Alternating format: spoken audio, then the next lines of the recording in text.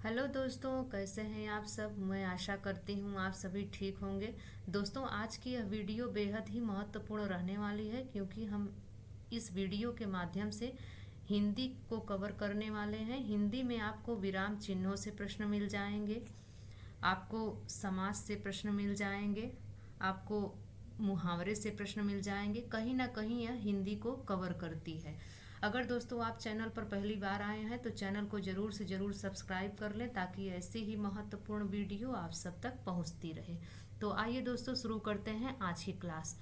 पहला प्रश्न है, अल्प विराम चिन्ह है। अल्प विराम का चिन्ह कौन सा है यह बताना है। तो यहाँ पर अगर हम देखें ऑप्शन ए को, तो यह जो विराम चिन्ह है इसे कहा जाता है अर्धविराम। और बी ऑप्शन में जो चिन्ह दिखाई दे रहा है यही अल्प विराम का चिन्ह है, यानी कि बी ऑप्शन आपका बिल्कुल सही है। अगर दोस्तों हम सी ऑप्शन की बात करें तो यह चिन्ह है संबोधन का। और अगर हम डी को देखें तो डी का जो चिन्ह है इसे कहा जाता है पूर्ण विराम। और भी चिन्ह होते हैं, जैसे आप अगर ये चिन्ह आप जानते होंगे, इसे कहा जाता है त्रुटि पद या हंस पद। और एक होता है योजक चिन्ह, इस प्रकार का योजक चिन्ह होता है। और अगर हम बात करें जैसे डॉट डॉट डॉट रहता हो इस तरह का, या फिर ऐसे कट में लगा हो, या फिर इसको ऐसे योजक चिन्ह की तरह ऐसे बना हो, तो इसे क्या कहा जाता है, इसे कहा जाता है लोप विराम। तो ये भी आप याद रखिए। अगला प्रश्न कह रहा है, निम्न में से अघोष वर्ण कौन सा है। तो अघोष वर्ण की अगर हम बात करें तो वर्गीय व्यंजनों का पहला और दूसरा वर्ण जो होता है वह अघोष वर्ण कहलाता है। और इसके अलावा तीनों प्रकार के स, जो ये सरौता वाला यानी दंत स होता है, और एक जो शरीफा वाला स होता है, और एक मूर्धन्य वाला स होता है, ये तीनों भी अघोष वर्ण के अंतर्गत आते हैं। तो यहाँ पर अगर हम ऑप्शन को देखें तो आपका ए ऑप्शन बिल्कुल सही हो जाएगा, प, क्योंकि यह वर्गीय व्यंजन का पहला वर्ण है। अगर हम बात करें भ, ब, ग की, तो ये कौन से हैं, तो ये सघोष हैं। अगला प्रश्न कह रहा है, शुद्ध वर्तनी का चयन कीजिए। तो यहाँ पर अस्पृश्यता को हम देखें तो अस्पृश्यता जो लिखा जाता है वह ऑप्शन सी में आपको बिल्कुल सही दिखाई देगा, और बाकी सभी में गलत लिखा है, इसलिए आपका ऑप्शन सी बिल्कुल सही हो जाता है। अगला प्रश्न कह रहा है, नाक रगड़ना का क्या अर्थ होता है। तो यहाँ पर अगर नाक रगड़ने की बात आए दोस्तों, तो यहाँ पर आपका सही ऑप्शन डी हो जाएगा, चापलूसी करना, खुशामद करना भी कहा जाता है। अगर हम बात करें दीनता पूर्वक प्रार्थना करने की, तो इसका क्या होता है, इसका होता है गिड़गिड़ाना। अगला प्रश्न कह रहा है, शुद्ध शब्द का चयन कीजिए। यहाँ पर शुद्ध शब्द बताना है। तो यहाँ पर अगर हम देखें तो पूजनीय अशुद्ध है, क्योंकि पूजनीय नहीं होता है, पूजनीय होता है। उज्ज्वल भी अशुद्ध शब्द है, सी ऑप्शन बिल्कुल सही हो जाएगा, परिपार्श्विक। और ज्योत्सना भी गलत है, उज्ज्वल भी गलत है। अगला प्रश्न कह रहा है, सर्वनाम के कितने भेद होते हैं। दोस्तों बात करें सर्वनाम की, तो सर्वनाम के 6 भेद होते हैं। बी ऑप्शन आपका बिल्कुल सही हो जाएगा। अगर सर्वनाम की संख्या पूछी जाए तो आपको बताना है सर्वनाम की संख्या जो होती है वह होती है 11। अगला प्रश्न कह रहा है, निम्न में शुद्ध शब्द बताइए। यहाँ पर ए ऑप्शन बिल्कुल सही हो जाएगा, सुषमा। बाकी सभी ये सुषमा और ये सभी गलत हैं, आपका ए ऑप्शन बिल्कुल सही हो जाता है। अगला प्रश्न कह रहा है, पुल्लिंग शब्द बताइए। तो यहाँ पर दोस्तों हम देखें तो पुल्लिंग शब्द आपका पानी हो जाता है, बी ऑप्शन बिल्कुल सही हो जाएगा, क्योंकि दोस्तों पानी गिरा है कहा जाता है, पानी गिरी है नहीं कहा जाता। नदी को अगर हम देखें तो नदी छोटी है, बड़ी है। और अगर हम इलायची को देखें तो इलायची हरी है। प्यास को देखें तो प्यास बुझी है। तो यहाँ पर पुल्लिंग शब्द आपका पानी हो जाता है। अगला प्रश्न कह रहा है, पृथ्वीराज की आंखें नाटक के रचनाकार हैं। तो यहाँ पर अगर हम बात करें पृथ्वीराज की आंखें नाटक के रचनाकार कौन है? तो यहाँ पर आपका सी ऑप्शन बिल्कुल सही हो जाएगा, राम कुमार वर्मा। इन्होंने पृथ्वीराज की आंखें के साथ साथ रेशमी टाई, चारू मित्रा, औरंगजेब की आखिरी रात, इन सभी के रचनाकार भी हैं। अगला प्रश्न कह रहा है निम्न में भाववाच्य होगा। तो यहाँ पर दोस्तों अगर हम ऑप्शन को देखें तो सही ऑप्शन हो जाएगा सलोनी से हंसा नहीं जाता, ये भाववाच्य है। अगला प्रश्न कह रहा है वर्णों के कितने भेद होते हैं? तो याद रखिए दोस्तों, वर्णों के 2 भेद होते हैं। सी ऑप्शन आपका बिल्कुल सही हो जाएगा। एक होता है स्वर, दूसरा होता है व्यंजन। अगला प्रश्न कह रहा है य, र, ल, व किस वर्ग के व्यंजन हैं? तो य, र, ल, व अंतस्थ व्यंजन है। बी ऑप्शन आपका बिल्कुल सही हो जाएगा। अगला प्रश्न कह रहा है कंठ तालव्य स्वर कौन सा है? तो ऐसे दोस्तों जिसका कि कंठ का भी प्रयोग किया जाए और तालु का भी प्रयोग किया जाए, तो यहाँ पर सी ऑप्शन बिल्कुल सही हो जाएगा, ए अय। कंठोष्ठ में अगर हम बात करें तो कंठोष्ठ में ओ और औ हो जाता है, तो ये आपको याद रखना है। अगला प्रश्न कह रहा है अज्ञ का विलोम है। अज्ञ का क्या विलोम है? तो यहाँ पर आपका सी ऑप्शन बिल्कुल सही हो जाएगा, सर्वज्ञ। अज्ञ का अर्थ होता है जो कुछ न जानता हो और सर्वज्ञ का अर्थ होता है जो सब कुछ जानता हो। अगला प्रश्न कह रहा है बच्चों को पढ़ाने से ज्ञान बढ़ता है, वाक्य में कौन सा कारक है? तो यहाँ पर दोस्तों सही ऑप्शन को हम देखें तो आपका सही ऑप्शन हो जाएगा डी, करण कारक।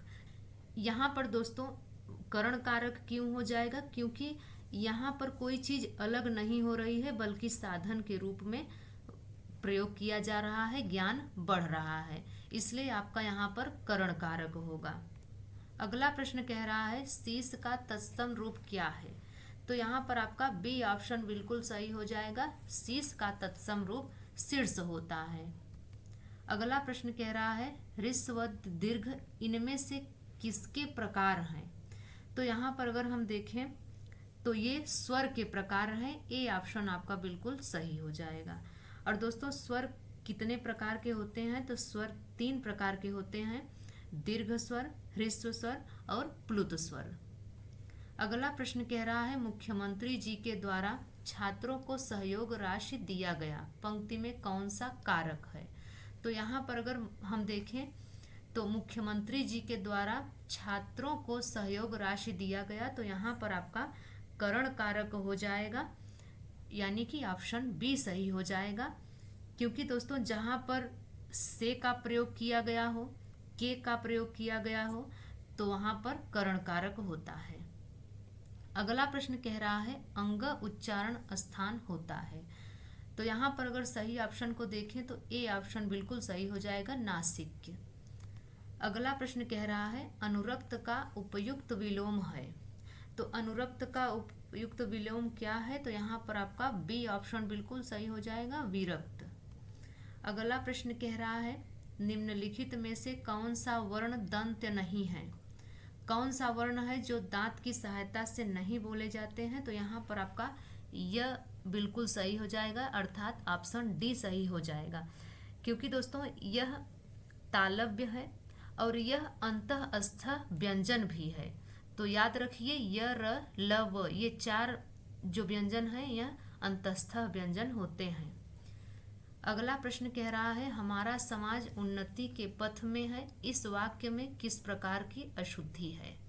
तो यहाँ पर दोस्तों हम देखें तो यहाँ पर सी ऑप्शन बिल्कुल सही हो जाएगा, क्योंकि हमारा समाज उन्नति के पथ में है, ये गलत है, उन्नति के पथ पर है, ये सही रहता है। तो यहाँ पर यही गलत है कारक।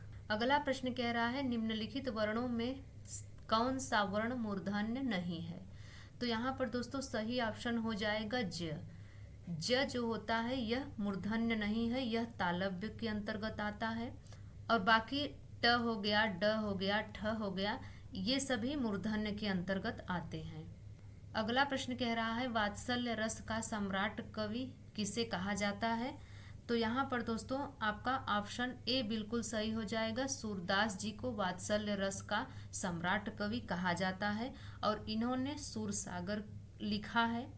और अगर हम तुलसीदास जी की बात करें तो तुलसीदास जी को क्या कहा जाता है? तुलसीदास जी को कहा जाता है जातीय कवि। इन्होंने रामचरितमानस को लिखा है। और बिहारी की अगर हम बात करें तो बिहारी को कहा जाता है गागर में सागर भरने वाले। अगला प्रश्न कह रहा है छ त्र ज्ञ ध्वनियाँ क्या कहलाती हैं?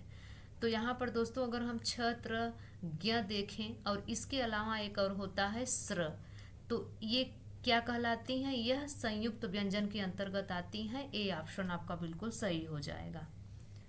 अगला प्रश्न है अपभ्रंश शब्द का सर्वप्रथम प्रयोग किसने किया है? तो यहाँ पर आपका बी ऑप्शन बिल्कुल सही हो जाएगा। पतंजलि ने अपभ्रंश शब्द का सर्वप्रथम प्रयोग किया है। अगला प्रश्न कह रहा है भारतीय संविधान की 8वीं अनुसूची में शामिल भाषाओं की संख्या कितनी है? तो यहाँ पर अगर हम देखें तो 8वीं अनुसूची किससे संबंधित है? तो 8वीं अनुसूची भाषा से संबंधित है। और 8वीं अनुसूची में जो भाषाएं शामिल हैं वो कितनी हैं? तो ये डी ऑप्शन आपका बिल्कुल सही हो जाएगा। 22 भाषाएं शामिल हैं। अगला प्रश्न कह रहा है सही विकल्प का चयन करें जो शुद्ध वाक्य है। तो यहाँ पर अगर हम ऑप्शन ए को देखें, मैंने गुरुजी का दर्शन किया, ये भी आपका गलत है। मैंने गुरुजी को दर्शन किया, ये भी गलत है। मैंने गुरुजी को दर्शन किए, यह भी गलत है। आपका ऑप्शन डी सही हो जाएगा, मैंने गुरुजी के दर्शन किए। अगला प्रश्न कह रहा है छक्का पंजा करना मुहावरे का सही अर्थ है। तो यहाँ पर दोस्तों ऑप्शन को देखें तो ए ऑप्शन कह रहा है झगड़ा लगाना, बी कह रहा है ओछी हरकत से कार्य सिद्ध करना, सी कह रहा है चापलूसी करना, डी कह रहा है नारदगिरी करना। तो यहाँ पर दोस्तों छक्का पंजा करने का जो मुहावरे का सही अर्थ है यह है बी ऑप्शन, जिसमें कि ओछी हरकत से कार्य सिद्ध करना आपका बिल्कुल सही हो जाएगा। अगला प्रश्न और लास्ट प्रश्न है निम्न में विपरीत शब्द का जोड़ा सही नहीं है। तो यहाँ पर देखें ऑप्शन ए कह रहा है अग्रिम अंतिम, ये सही है। बी कह रहा है एकाग्र चंचल, ये भी सही है। सी कह रहा है निष्ठ ज्येष्ठ, ये भी सही है। लेकिन डी आपका बिल्कुल सही नहीं है, इसलिए डी सही हो जाएगा क्योंकि यहाँ पर पूछा है जोड़ा सही नहीं है। तो कटुता का कठोरता, कटुता भी वही चीज है, कठोरता भी वही चीज है। कटुता का अगर हम देखें तो कटुता का होता है मधुरता। दोस्तों आपको यह वीडियो कैसी लगी आप कमेंट्स में ज़रूर बताएं। अगर यह वीडियो आपको अच्छी लगी हो तो लाइक शेयर ज़रूर करें। तो मिलते हैं दोस्तों किसी और वीडियो के साथ, तब तक के लिए नमस्कार।